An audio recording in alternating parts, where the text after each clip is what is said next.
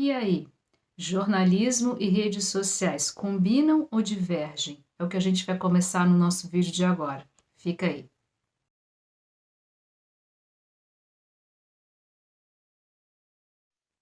Olá, sejam muito bem-vindos ao Drica Ribas TV. Eu espero que vocês estejam todos muito bem.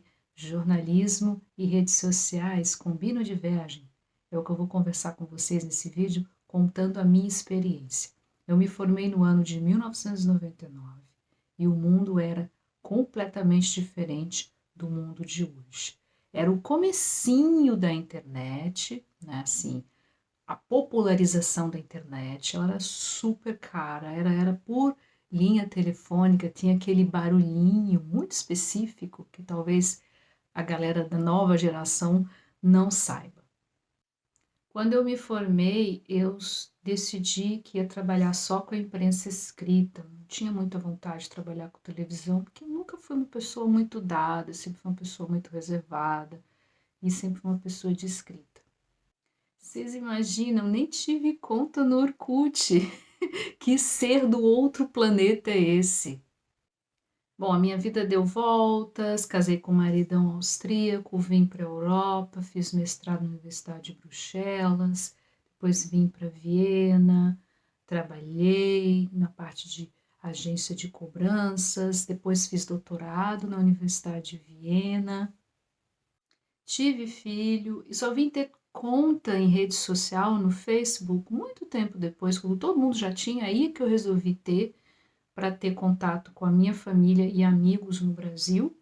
Depois vim ter conta no Twitter, porque eu gostava de escrever, e vim ter conta muito mais tempo depois no Instagram, porque eu gostava de fotos. Antes aí, nesse momento, eu já tinha o blog do Drica Ribas e ele era no formato Blogspot. Ele não era no formato WordPress, como ele era hoje. E eu usava, sobretudo, o Twitter para divulgar o conteúdo do blog. Isso praticamente aí. Era a única rede social que eu usava para divulgar o blog. Ao longo da década passada, as redes sociais deixaram de ser somente para conectar pessoas, mas se transformou em um ambiente de negócios, onde pequenas e médias empresas encontraram um ambiente perfeito para vender os seus produtos e serviços. Os políticos também perceberam isso, especialmente os políticos de direita e de extrema direita, que nunca tiveram espaço na imprensa, especialmente a imprensa comercial, que é controlada pelos progressistas ou pessoal da esquerda. As redes sociais, elas são empresas privadas, elas querem ganhar grana, não estão preocupadas com o tipo de conteúdo que está sendo engajado. Muitos falam que, por exemplo, a eleição de Donald Trump como presidente dos Estados Unidos se deu por conta das redes sociais, especificamente do Facebook. E eu acredito bastante nessa teoria, até por conta do escândalo, o famoso escândalo da Cambridge Analytica, que usou os dados pessoais dos usuários de rede social, aliás, o que gerou um debate fortíssimo aqui na Europa e, sobretudo, a rigorosíssima lei de dados pessoais que temos aqui. Mas para quem achou que isso ia mudar, que as redes sociais potencialmente iam perder força, se enganou completamente com a questão da pandemia. Com a pandemia, tudo passou do mundo real para o mundo virtual. Na verdade, esse processo de digitalização ele já vinha vindo mais devagarzinho, com contra-gotas, a gente via um texto ali na imprensa, vinha algum, aqui no caso né, da imprensa germanofona, um jornalista explicando ali, mas nada que fosse assim de repente, de sopetão, como veio com a pandemia. No meu caso específico, depois de ter passado por uma situação de saúde, eu falei, agora vamos efetivamente botar o Drica Ribas para andar na rua ou no mundo virtual, e é aí que eu me dei com uma pergunta, e daí? Né? Um mundo completamente diferente, nesse momento já tinha até meu canal no YouTube, mas faltava eu entender o funcionamento das redes sociais e, sobretudo, toda essa parte de manipulação que existe, seja através de perfis falsos, seja através de etiquetas, seja através de robots Eu falei assim: "Não, eu preciso entender isso", e foi aí que eu e também para mim, eu caí em confesso a vocês, várias tretas no Twitter que eu falava assim: "Gente, mas como é que isso é possível? Não entendo o que está acontecendo".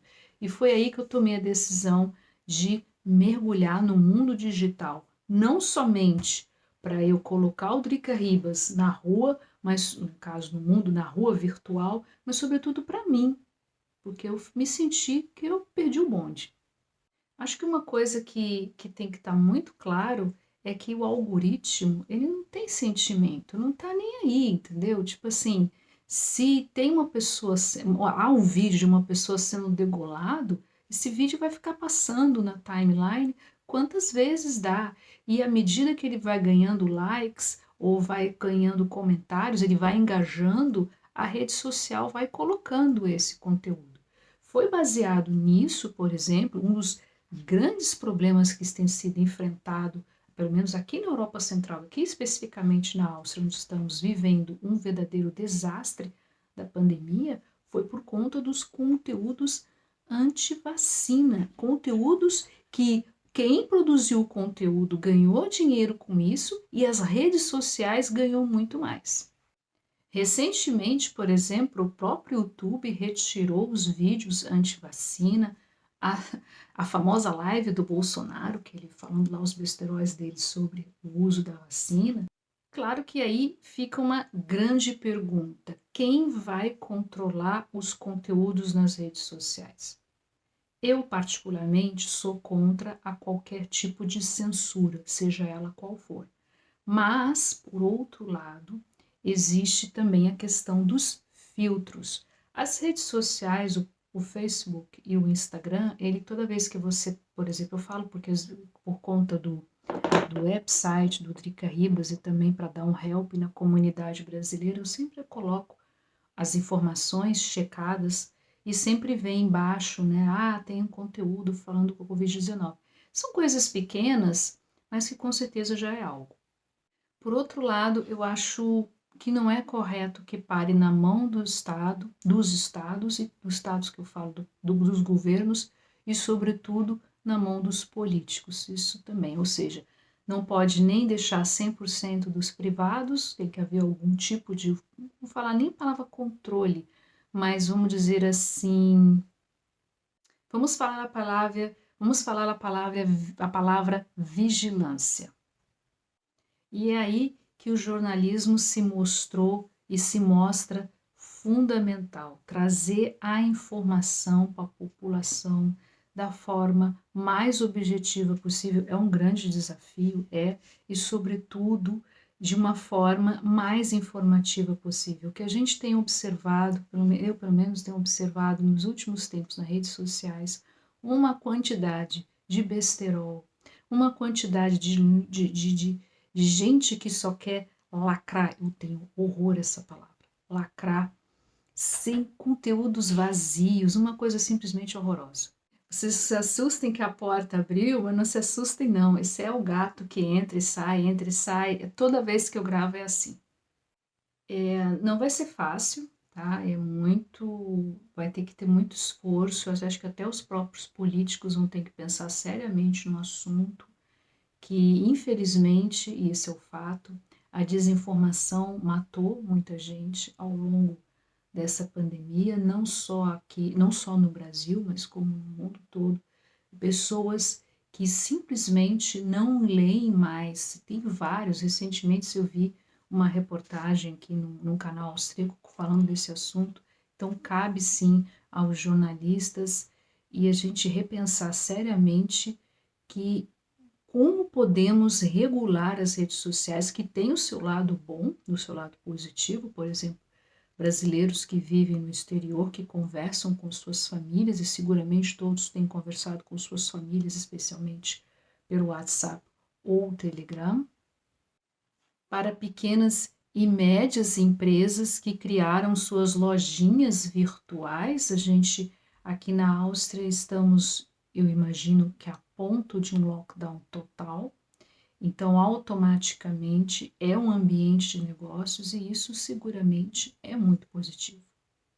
Por fim, para a gente concluir esse vídeo, para não se estender demais, eu acho que fica aí respondendo a pergunta do começo do vídeo. Sim, o jornalismo e as redes sociais, elas convergem.